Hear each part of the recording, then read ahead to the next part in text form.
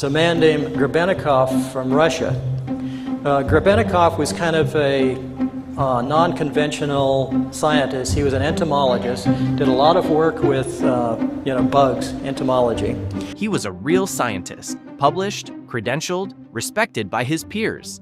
And then he claimed he discovered something inside the wings of a beetle, a hidden force that could cancel gravity itself. He said he built a machine from it, a silent, engineless platform that lifted him off the ground and carried him across the Russian countryside faster than anything with a motor. He flew it, he wrote, with just his shadow moving across the fields below. He found a certain bug that didn't fly, it levitated.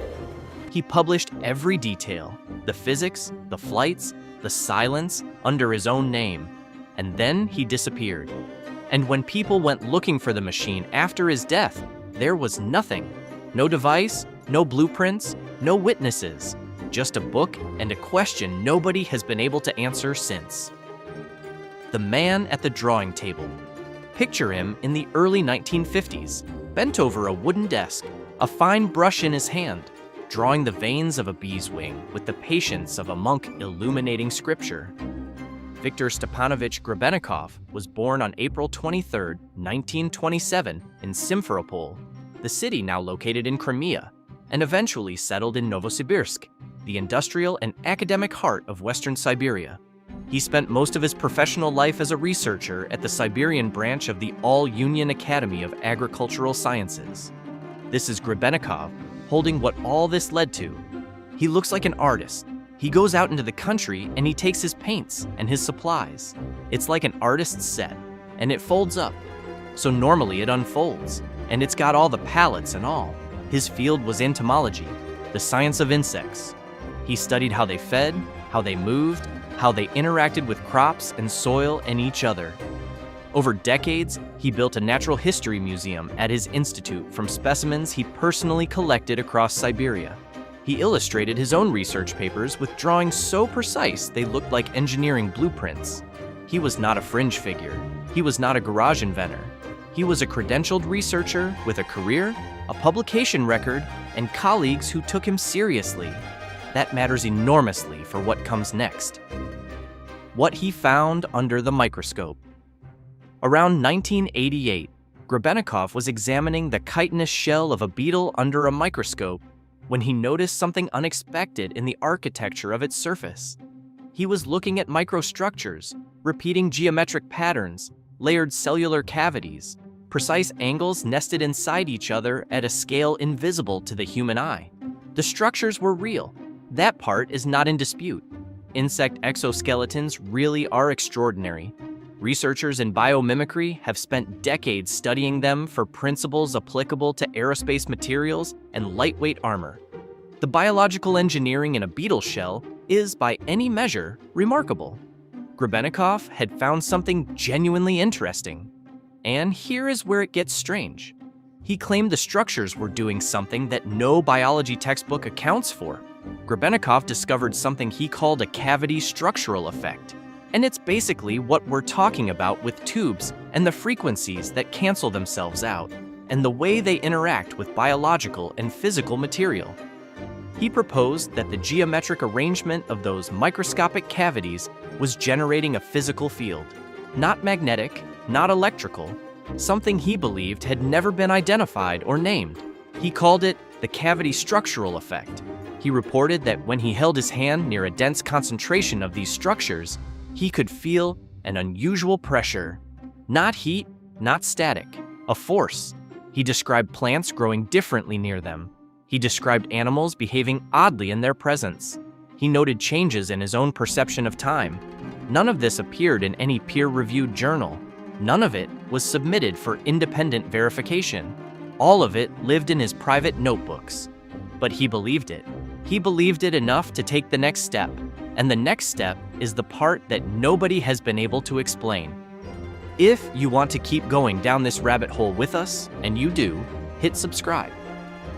We find the stories that got buried. He said he built it.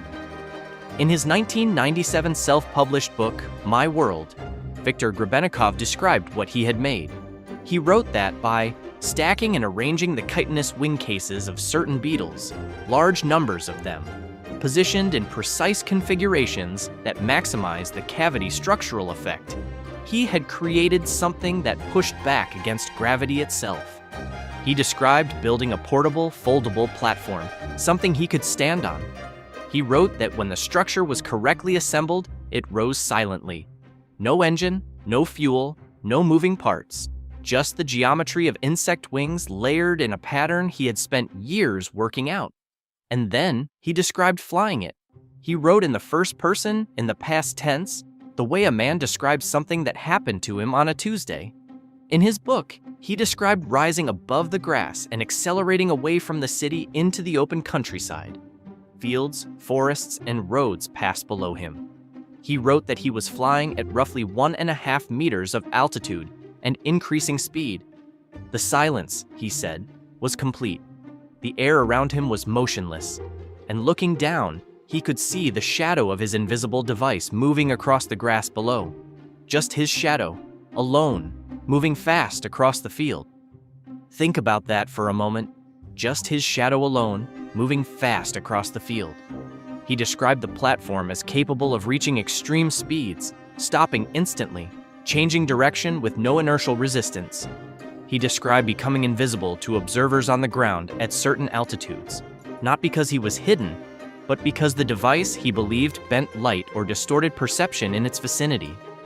He described the platform as difficult to photograph because of what he called time distortion, a localized warping of time near the device that he believed caused photographs to come out blurry or fail to expose correctly. He included photographs in his book. They are blurry. He flew, he wrote, across the fields and forests of the Novosibirsk region. He described the look of Siberia from above, the quality of the light, the feel of cold air, the silence that wrapped around him at altitude. He wrote about it the way someone writes about something they have genuinely felt in their body. You want it to be true. That is the honest response to reading it. But here is where the story turns, and the turn is what the title is really about. What vanished? Grebennikov died on April 28, 2001 in Novosibirsk. He was 74 years old. His death was not sudden or mysterious. He was an elderly man at the end of a long life. He was not silenced. He was not arrested. He was not erased from any record. He died the way most people die, and the people who knew him knew he was gone.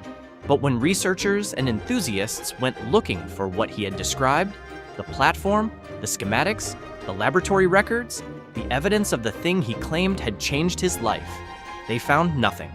No prototype, not in his estate, not in the institute, not in any archive. No engineering drawings detailed enough to reconstruct anything.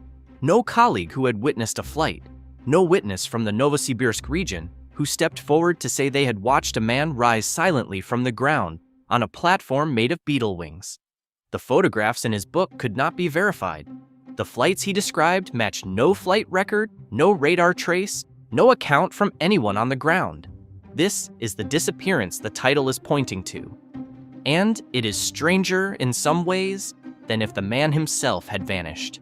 Because Viktor Grebennikov was present. He was there, he wrote about it, he published it, he put his name on it, and then he died. And the only evidence that any of it ever existed disappeared with him. Not him, the proof. That is what vanished, and no one has ever explained why. The physics problem. Nobody likes to talk about here is what mainstream science says about levitation. Stated plainly, there are known ways to make objects rise against gravity. Aerodynamic lift moves air over a wing's surface to create a pressure differential. Buoyancy makes a volume less dense than the surrounding medium. Electromagnetic levitation suspends conductive objects in controlled magnetic fields. Acoustic levitation holds small objects using focused sound pressure. Every one of these mechanisms is fully understood. Everyone has been independently reproduced. Everyone is currently in commercial use somewhere on the planet. What Grebennikov described is none of these. He proposed that the geometric arrangement of biological material, chitinous insect wing cases, could produce a field that directly counteracted gravitational attraction through a mechanism that has no recognized physical basis. For that to be true, the entire current model of gravity would need to be wrong in a very specific way. The gap in that model would need to exist precisely at the scale of insect wing microstructures. And every gravitational measurement ever conducted, including instruments sensitive enough to detect the gravitational pull of a small mountain, would need to have missed it entirely. That is not impossible. Physics has been revised before, but revision requires evidence, reproducible, independently verified, testable evidence. Grebennikov produced none. And here is the part that sits uncomfortably. He was a trained scientist. He knew that. He knew what evidence meant, and he published his account anyway, in a book with his name on it, without a single controlled experiment to support the core claim. Nobody has ever fully answered the question of why. Why the story spread, and what that tells you. Grebennikov's book circulated in near-complete obscurity until the early 2000s, when English translations of excerpts began appearing on forums dedicated to alternative science and fringe physics. The story had everything those communities look for: verified credentials, a dramatic claim, a dead subject who could no longer speak for himself, and a Soviet backdrop that carries its own atmosphere of hidden knowledge. The Soviet Union really did classify research. The Cold War really did produce suppressed programs. Entire branches of Soviet science were hidden from the West for decades. That historical reality exists, and it makes the idea of suppressed anti-gravity research feel more plausible than it would otherwise. That's the trap, and it's a carefully constructed one, even if nobody constructed it on purpose. The documented suppression of military technology by a state with clear strategic reasons to keep it secret is one thing. The claimed suppression of a revolutionary device built by an entomologist at an agricultural research institute, a device the state apparently didn't notice, didn't classify, and left no trace of confiscating, is a different thing entirely. One is historical fact, the other is an explanation for an absence. An absence is not evidence. By the mid-2000s, Grebennikov had become a fixture of alternative physics discussions. By the YouTube era, his story had been rendered into dozens of videos that treated the blurry photographs as significant documentation, narrated his first-person flight descriptions as eyewitness testimony, and quietly transformed his natural death at 74 into the dramatic, unresolved disappearance the algorithm rewards. The story grew because stories always grow when no one with the facts is in the room. What science actually made of it? Let's be precise about this, because precision matters here. Researchers who specifically examined Grebennikov's claims found nothing in them that merited serious scientific investigation. The cavity structural effect has no recognized counterpart in physics, chemistry, or materials science. Insect wing microstructures are actively and seriously studied in biomimicry, materials engineering, and structural biology, and they are genuinely remarkable for their aerodynamic and mechanical properties. But nothing in that literature, across decades of research, suggests any interaction with gravitational force. Not a hint, not a footnote, not an anomaly worth a second look. The biological effects Grebennikov described near the cavity structures, the plants that grew differently, the animals that behaved oddly, the personal sensations of force, are entirely consistent with what psychology calls observer expectancy effects. When a person deeply expects a result and is simultaneously conducting the observation, they tend to find the result. This is not stupidity. It is a universal feature of human perception, so well documented that the entire apparatus of controlled, blinded experiments was designed specifically to filter it out. Grebennikov conducted no blinded experiments, no controlled conditions, no independent replication. The most honest scientific interpretation is that he was a genuinely skilled naturalist who noticed real structural properties in insect exoskeletons, built a theoretical framework around those observations that the evidence could not support, and then followed that framework further than the data could go. This happens in science. It does not require dishonesty. It requires only the very human desire to have found something important. a desire that every researcher who has ever cared about their work has felt. No one has ever reproduced the cavity structural effect under controlled conditions. That's the part nobody talks about. Not in 60-plus years of insect biomechanics research, not once. The question that will not close here is what remains after you strip away the conspiracy framing and the YouTube dramatics. A man who knew how to observe carefully, who had spent his life learning to see things others missed, claimed he found something in the structure of insect wings that nobody before him had noticed, and that it led him to build a machine that flew. He described the flights in specific, sensory, first-person detail. He published those descriptions in a book with his name on it. Then he died, and the machine was never found, and the schematics were never found, and the witnesses never came forward. That is not a hoax. Hoaxes are designed for audiences. He self-published in Russian in 1997 for what appears to have been a very small readership, with no apparent intent to become a viral mystery. Whatever he was doing when he wrote those pages, performing for strangers on the internet, was not it. So what was it? The honest answer is, we do not know. He may have believed every word. Human perception is capable of constructing experiences that feel entirely real and leave no external trace. He may have been writing something closer to visionary speculation. What he imagined might be possible, rendered in the grammar of personal memory.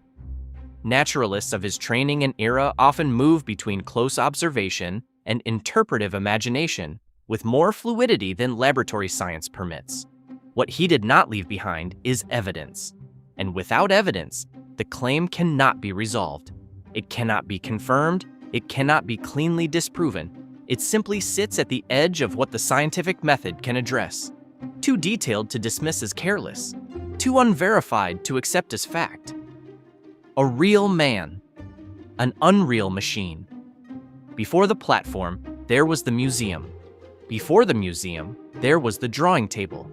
Before the drawing table, there was a young man in Siberia who loved insects in the way that certain people love things, completely and without apology for their whole lives.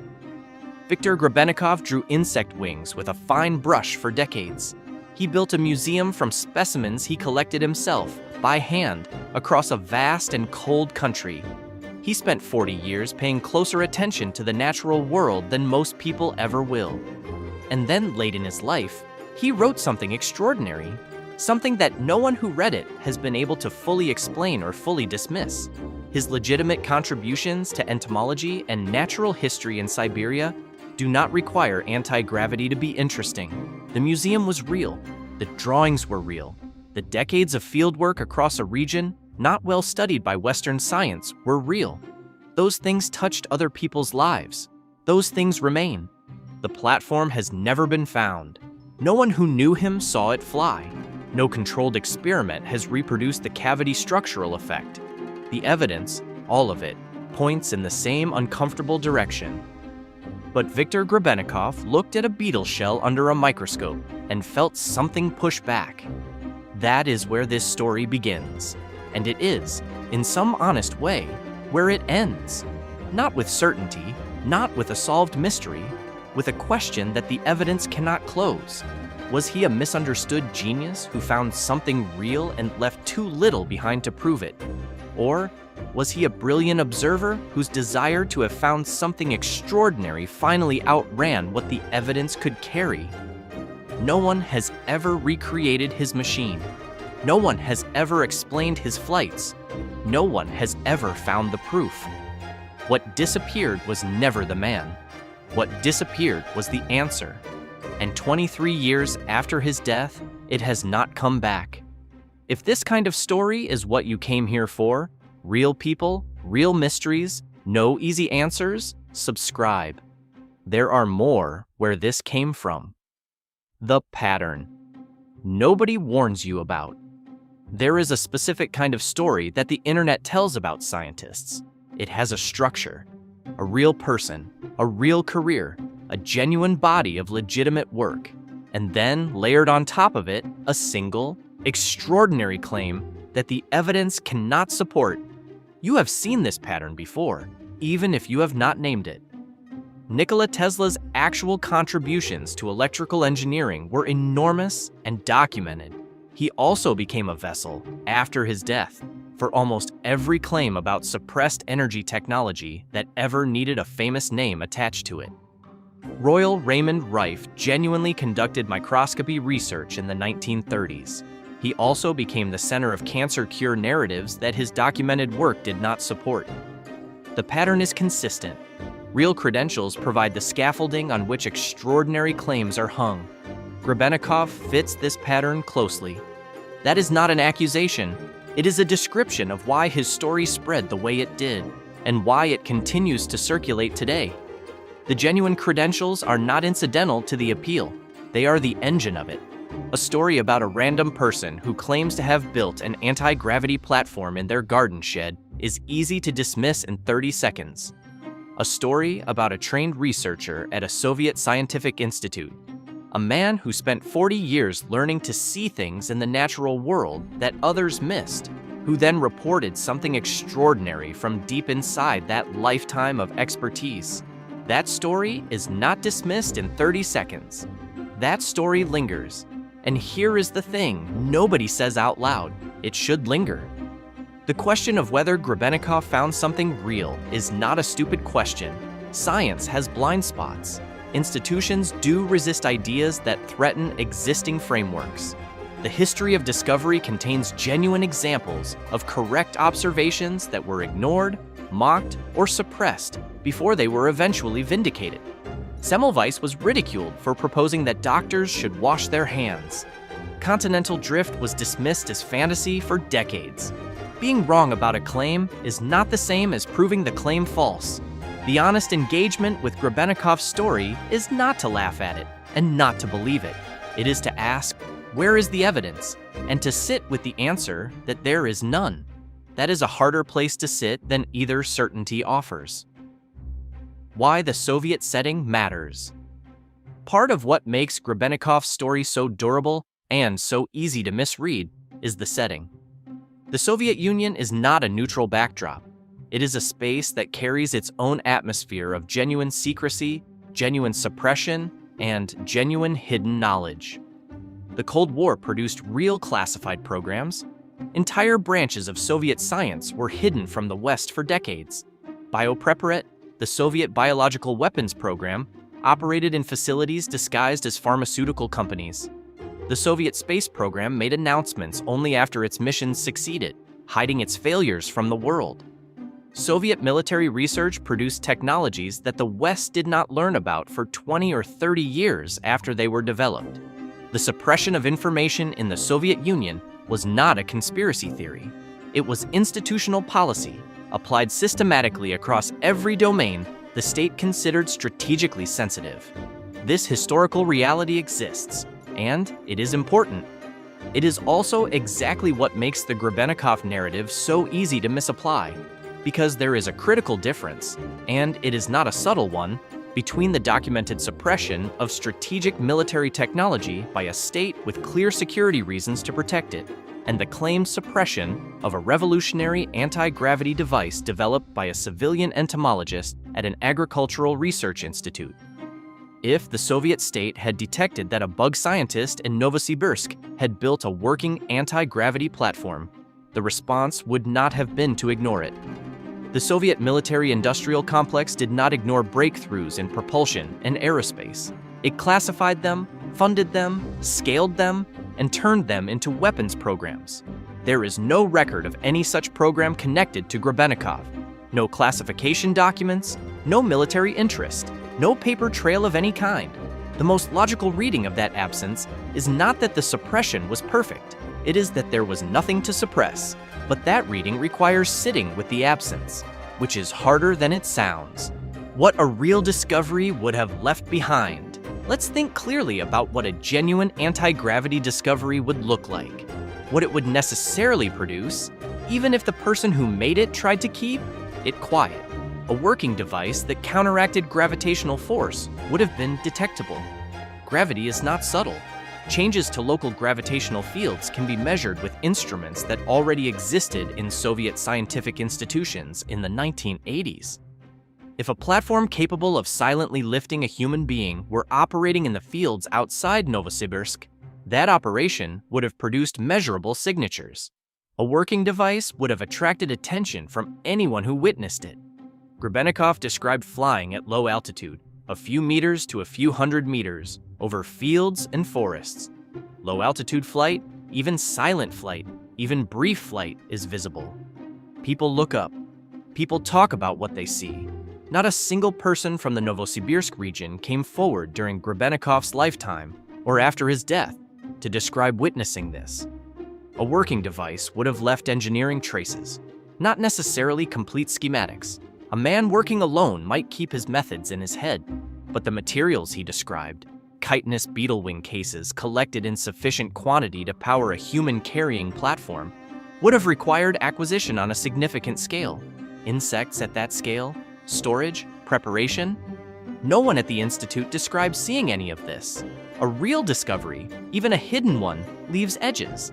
It touches the world at points of contact that leave marks. Grebennikov's platform, if it existed, left none of the marks a real device would leave. That is not proof it did not exist, but it is the shape of what we are looking at when we look at the evidence, and that shape is worth naming clearly. The legacy he left that no one argues about here is something that gets lost in every Grebennikov video, every forum thread, every breathless retelling of the platform story. The man had a real body of work that does not require any of this to be interesting. His Natural History Museum in Novosibirsk was a genuine institution. The specimens he collected across Siberia, pinned insects, pressed plants, preserved animals, geological samples gathered by hand over 40 years of fieldwork, represented a real contribution to the scientific record of a region not well documented by Western science during the Soviet era. His artistic illustrations of insect anatomy were precise enough to function as scientific reference material. His field observations of insect behavior contributed to agricultural science in ways that are not dramatic enough to become YouTube content, but that were real contributions to knowledge. He was, in the domain where he spent most of his professional life, a serious and dedicated observer of the natural world. That is not a consolation prize. That is a life's work. The platform has not been found, the schematics have not surfaced, the witnesses have not come forward. These facts are not going to change. But the museum was real, the drawings were real, the 40 years of fieldwork were real. Viktor Grebennikov paid close attention to the natural world for his entire adult life, and that attention produced things that touched other people's lives, and that remain in archives, in collections, in the record of science in Siberia, after everything else has been argued about and set aside. What he found in the insect world through patient, legitimate science was genuinely remarkable. What he claimed to have built from that knowledge remains unverified. Both of those things are true at the same time. Holding both of them honestly, without collapsing one into the other, without letting the extraordinary claim erase the real achievement, or the real achievement excuse the unverified claim, is the only way to see him clearly. It is also, maybe, the most interesting way to see him. Not as a fraud, not as a suppressed genius, as a man who spent his life looking closely at the world and who, near the end of that life, believed he had seen something that would change everything and could not prove it. That is a human story, one worth sitting with